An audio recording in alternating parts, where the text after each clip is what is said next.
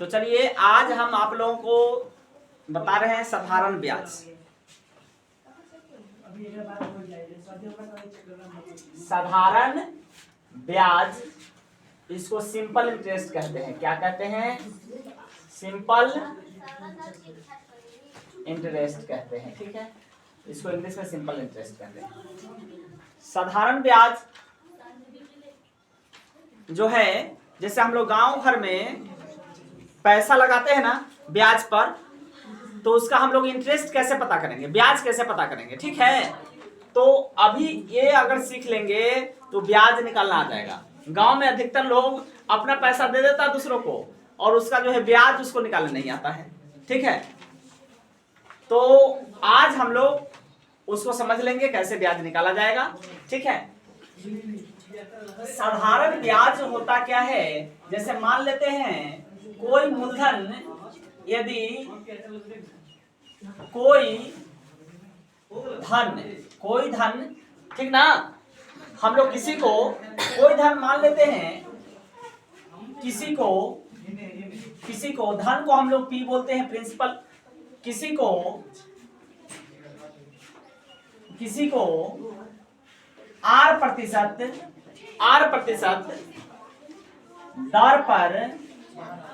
दर पर समय, कुछ समय के लिए देते हैं। तो मान लेते हैं समय जो है टी रहेगा, समय टी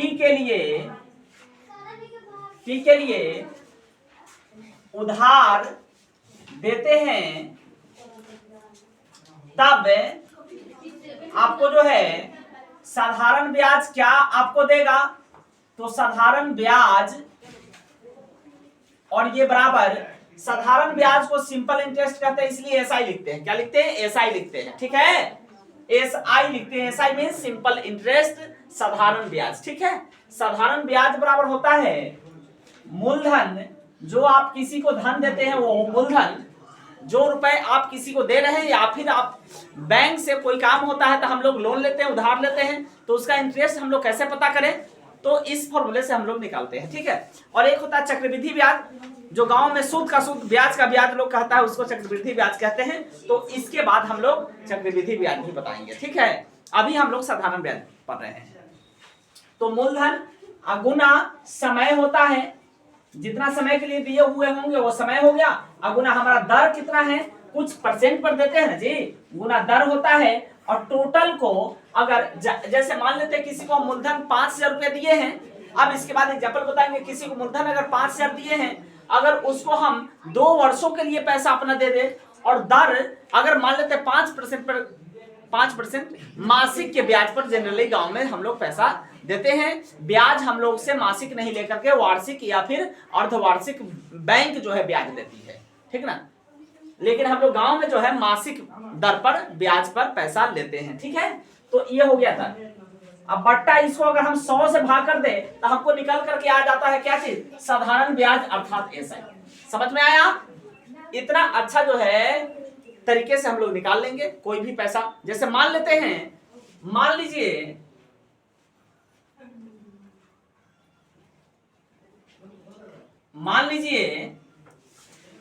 ₹5,000,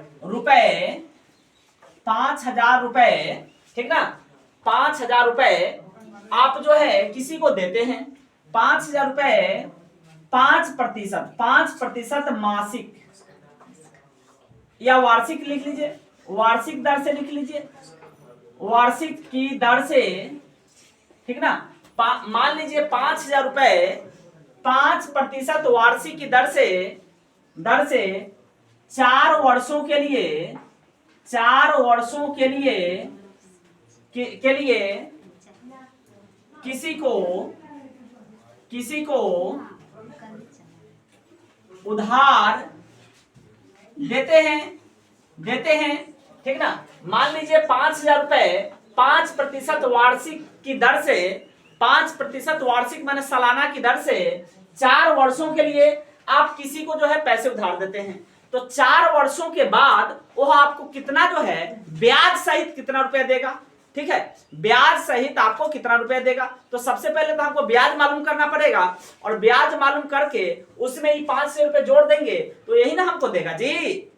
ठीक है, तो हमारा ये एग्जाम्पल है, क्या है कि मान लीजिए 500 रुपए 5% वार्षिक की दर से 4 वर्षों के लिए किसी को उधार देते हैं, तो 4 वर्षों के बाद वह कुल कितनी राशि देगा। समझ में आया, कितनी राशि देगा, यही है आपका सवाल।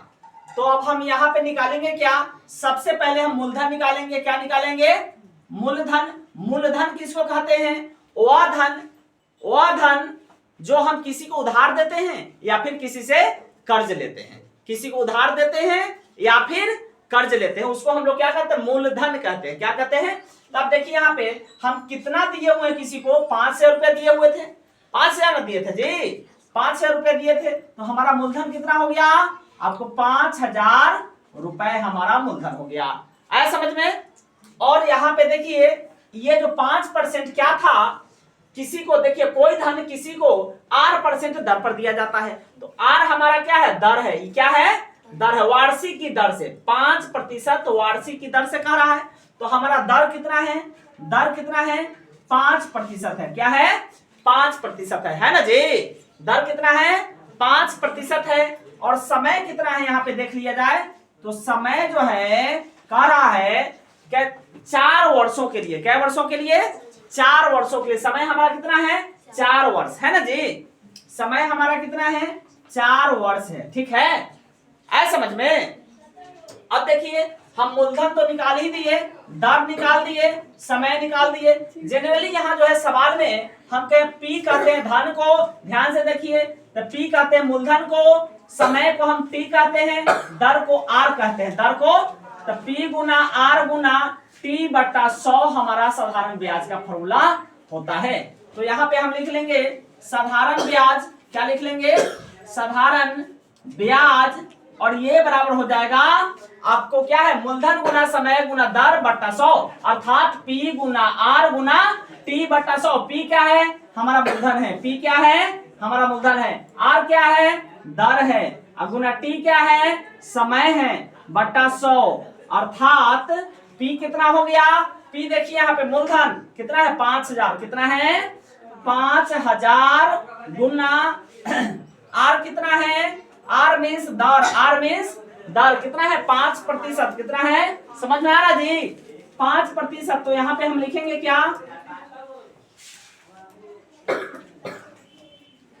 यहाँ पे हम लिखेंगे 5। क्या लिखेंगे, 5 गुना समय कितना है, 4 वर्ष। कितना है, 4 वर्ष। तो 4 बट्टा में 100 डालेंगे। क्या डालेंगे, अब देखिए 2 शून्य से 2 शून्य कट गया, बच गया आपको क्या, कुछ नहीं। तो इसको गुना कर दीजिए, 5 चौके 20, अब 20 पंचे 100, 5 चौके 20, 20 पंचे 100, आया आपको 100। एक जीरो है तो एक जीरो बिठा दीजिए, अर्थात 1000 रुपया। कितना आया, 1000 रुपया हमको देगा क्या, ब्याज के रूप में। ब्याज कितना देगा, 1000 देगा। तो कुल कितना रुपया देगा आपको, तब 5000 तो आपका मूलधन था ना जी, और 1000 आपको ब्याज देगा, तब 5 1 6000 रुपया देगा। अर्थात कुल राशि बराबर क्या होगा, तो कुल राशि बराबर होगा, कुल राशि को मिश्रधन भी कहा जाता है। क्या कहा जाता है, मिश्रधन। कुल राशि को क्या कहा जाता है, आपको मिश्रधन, कुल राशि को मिश्रधन कहा जाता है। और ये बराबर क्या होगा, मूलधन अब प्लस में ब्याज। क्या होगा,